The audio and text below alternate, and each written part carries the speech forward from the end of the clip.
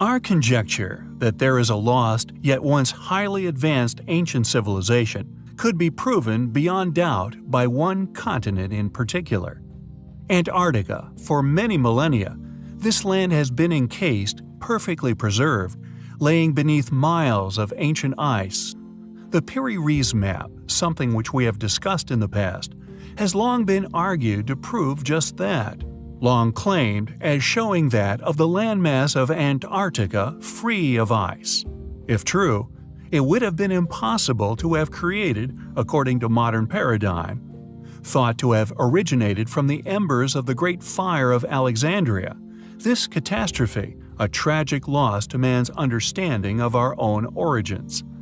Yet, this map survived, clearly displaying what many believe to be the continent of Antarctica, before becoming what is now a frozen ice cap at the pole of our planet.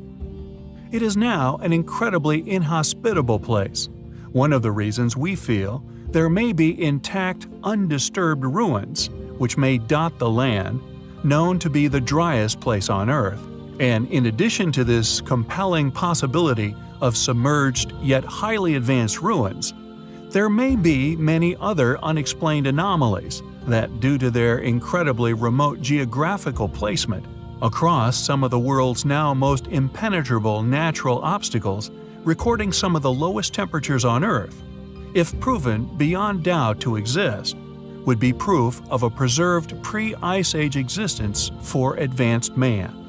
Yet due to this immense cold, and the fact that it is a largely unexplored tundra capable of killing even the most experienced of explorers, many things which rest here remain unexplored. Yet just like that of the face of the moon, one must ask the question, just what could be laying there, buried within or resting upon this giant ice sheet many miles deep? Objects just like the anomalies discovered in Roswell, New Mexico in July 1947, which, although strongly argued by officials as that of a United States Army Air Force's balloon which crashed at tremendous velocity at a ranch near Roswell, which many claim was in fact a UFO which crashed, would inevitably be covered up by whatever power was capable of not only visiting such anomaly, but retrieving it. Crashing into the seemingly endless tundra, and our next item of interest could behold just as controversial in origin as that of the causation for what many claim as the Roswell conspiracy, a truth so controversial only top military personnel would be privy to. This remarkable image taken by satellite clearly displays an as yet unexplored anomaly, resting at the basin of a hilltop it presumably crashed into, with its velocity upon impact sliding the mysterious object down the side of the mountain. When other such objects have been discovered in the past, indeed in the same way as that of amateur sleuths, poring over satellite images looking for these exact features, military vehicles have been later snapped at these same locations, unquestionable proof of the world's government's interest in such discoveries, not only due to the environment, but also its remoteness. Found in permanently frozen areas could mean that if such objects do indeed turn out to be that of an alien craft, could also be in a condition to be successfully reverse engineered, if not repaired by man. A technological explosion would inevitably occur, a lucrative operation indeed. So we find it curious that several such events have been claimed to have occurred since 1947. Could this also be posited to be as a result of this exact claim scenario? Discovered, retrieved, reverse engineered, and finally either adapted for military purpose or commercial profits. What is this thing laying far away in the frozen Antarctic? Is it indeed a crashed alien vehicle? We find the anomaly highly compelling. There is a lot of mystery surrounding the continent of Antarctica. Officially the driest place on Earth, the ecosystems within the South Pole are untouched and remain the healthiest anywhere, one of the main official reasons for the Antarctic Treaty. a cooperation of many of the world's nations to not pollute the area. The result of this treaty has been a ban of most human beings going there, unless crossing it on set cruise routes. If there are ancient ruins within this mysterious place, they will be buried under kilometers of ice, only the largest of which would even show any evidence of their existence on the surface of the ice which encases them. These ruins may not even be classified as ruins. If they were flooded by a deluge, which in turn froze during pole shifts, they would be the most pristine ancient structures now left on Earth. They may look as if they were abandoned yesterday. There are many strange reports from the region of Antarctica, usually attached to those not lucky enough to survive its elements. Many researchers online claim to have found evidence of ruins and even pyramids within the South Pole. So, what I set out to do was to attempt to find any evidence for a past colonization of Antarctica, and if a cover-up of these articles has ensued, to attempt to find any artifacts that were lucky enough to attain public exposure before their disappearance from the official records. It did not take me long to realize I was already aware of such an artifact. A map made in 1513 by Turkish Admiral Piri Reis, created in accordance with ancient knowledge contained within manuscripts, which would later be lost during the destruction of the Library of Alexandria. Whether these fires, which occurred over a duration of 8 years, were orchestrated to steal these ancient books, or indeed to destroy them forever, is unknown. But from this lost knowledge, the continent of Antarctica would be shown without ice. It was thought at the time that the manuscripts within the library were only a few centuries old at most, yet the evidence would suggest they were very much older than assumed. Which is a conclusion numerous researchers have made. The map has intrigued countless individuals, and like so many other things we encounter, in regards to ancient knowledge, the most important of relics become lost or destroyed.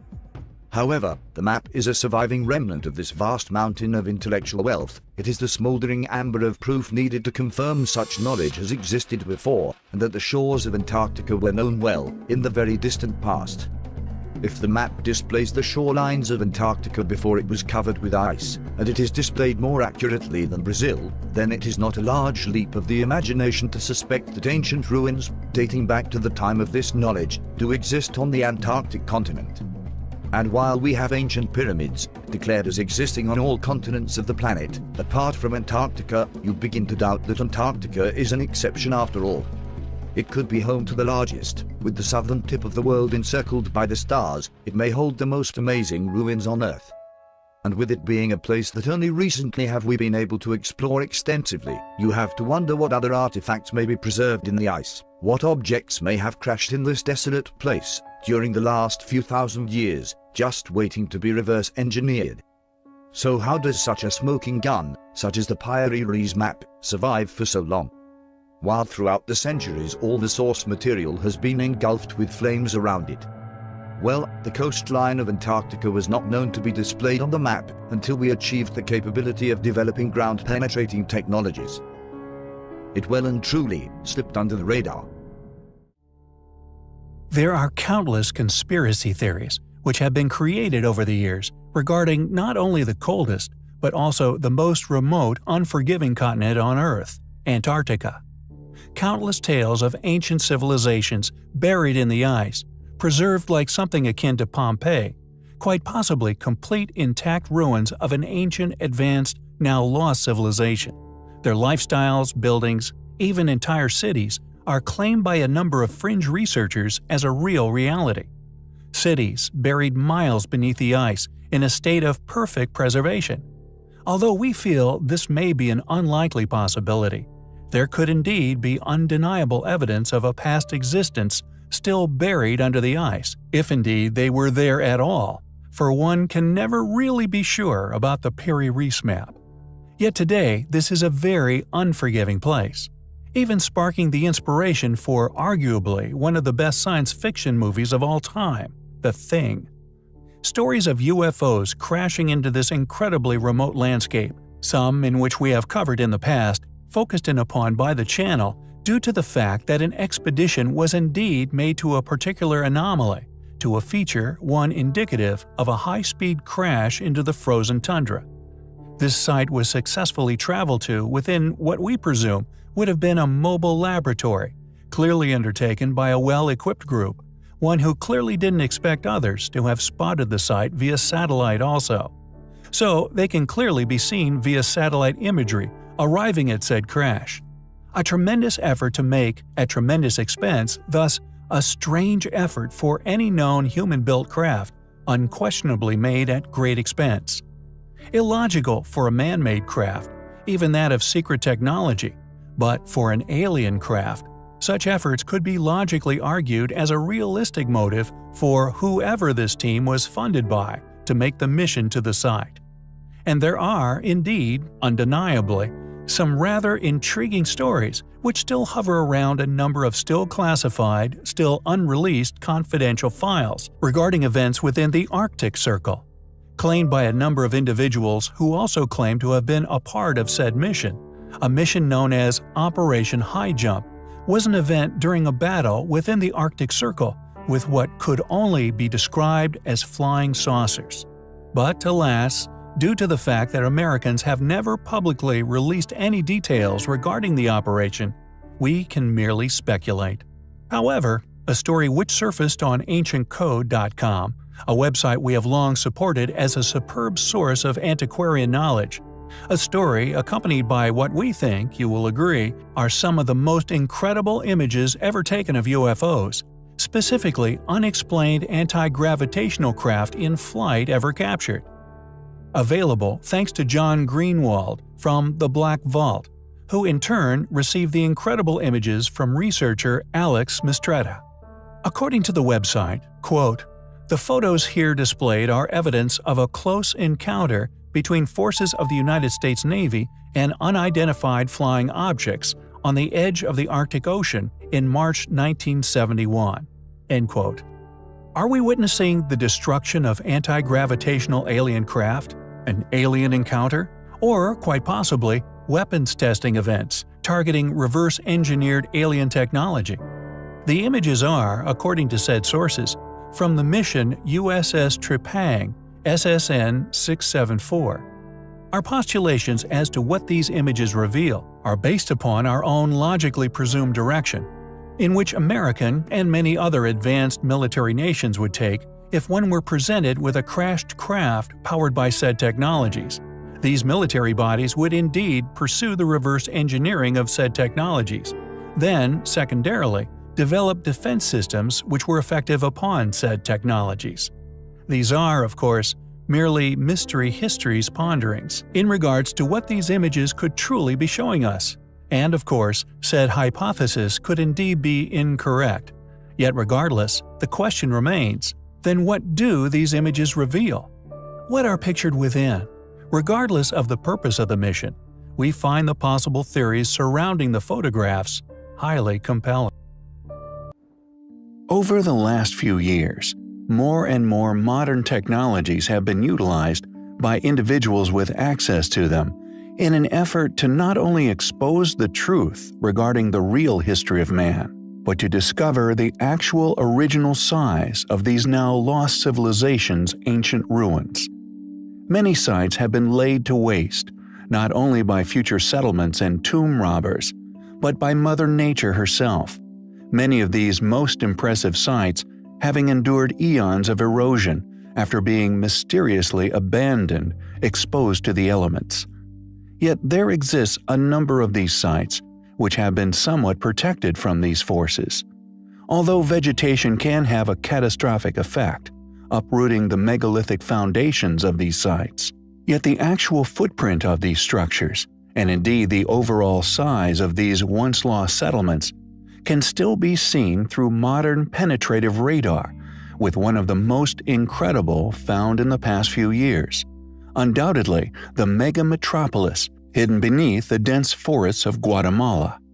Although some clearings dotted within this landscape have been spared, somehow avoiding the suffocation of trees, it has been discovered that these sites, long argued as separate sites of habitation, were, in reality, once part of the same gigantic city, one of unimaginable size and complexity, that was unquestionably home to not mere thousands, but was in fact a settlement that was home to more than 10 million. Yet although this reality is a compelling, supportive fact regarding our own beliefs, in regards to a far greater, now hidden, and widely ignored history of mankind.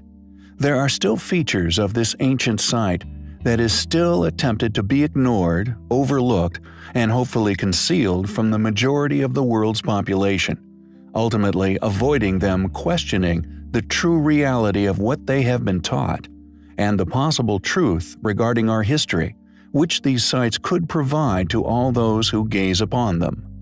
Although these particular megalithic blocks somehow stood on their heads, have been explored and exposed for nearly 100 years, with many photographic expeditions having been made to these sites, it has now been proven that these megalithic blocks were not merely signposts made of stones in situ, but were clearly stones cut and once transported to their current location, and were actually strategically placed within one huge mega-settlement.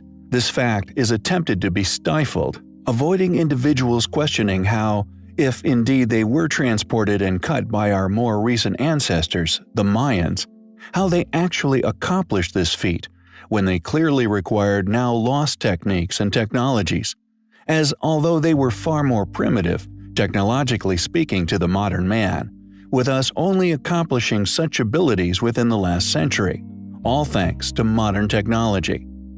This is clearly an identifying feature which exposes the true capabilities of the builders of this enormous city, and the fact that although academics would like to argue that it was merely a Mayan settlement, it possesses, like so many other astonishing sites on Earth, as yet unexplained enigmas, which not only fly in the face of this explanation for their origins, but actually suggest that they were merely re-inhabited by the Mayans, allowing archaeologists to point the finger at such a group due to their archaeological fingerprint having been left at the location.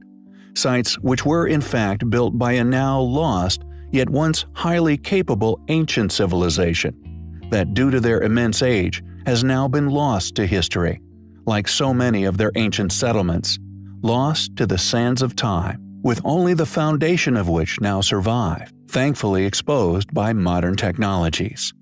Who were these ancient people? How, or indeed why, did they move and cut such enormous, enigmatic ancient megaliths within this enormous, now lost city? It is a place which we find highly compelling. There are many baffling, anomalous artist depictions that litter the megaliths all over the rainforests which now submerge the super-civilization or mega-metropolis which was once known as the Mayans. Pekal's tomb and the strange rocket designs we have shared before, location now unknown, the seal seemingly showing a craft of ancient high technology, indeed not to mention his choice to have a vivid green death mask. All mere coincidence?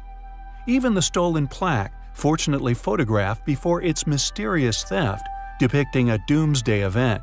Volcanic eruptions in the background, with drowning natives, which accompanied a mass submersion found and subsequently stolen from Tikal. Mere coincidence? Yet, with all these compelling pieces of evidence, all these artistic accounts, whether through cover-up or lack of discovery and accurate artistically created depiction, of this event of a peaceful trade via ancient alien contact, what the argument needed to become unarguable may have just been discovered deep in the Mayan rainforests. Accurate depictions created in brittle yet precious jade tablets of considerable proportions, artistic interpretations of these events, and the giving of gifts actually once occurring. A statement released by Julia Levy, the Minister of Tourism for the Mexican state of Campeche, Luis Augusto Garcia Rosado, the highest-ranking government official to go on record confirming the discovery of this possible extraterrestrial life, said, quote, "Guatemala, like Mexico, home to the ancient yet advanced Mayan civilization, has also kept certain provocative archaeological discoveries classified, and now believes that it is time to bring forth this information." Rosado spoke of contact, quote, "between the Mayans and extraterrestrials, supported by translations of certain codices which the government has kept secure in underground vaults for some time. In a telephone conversation with the Rap, he also spoke of, quote, landing pads in the jungle that are 3,000 years old, end quote.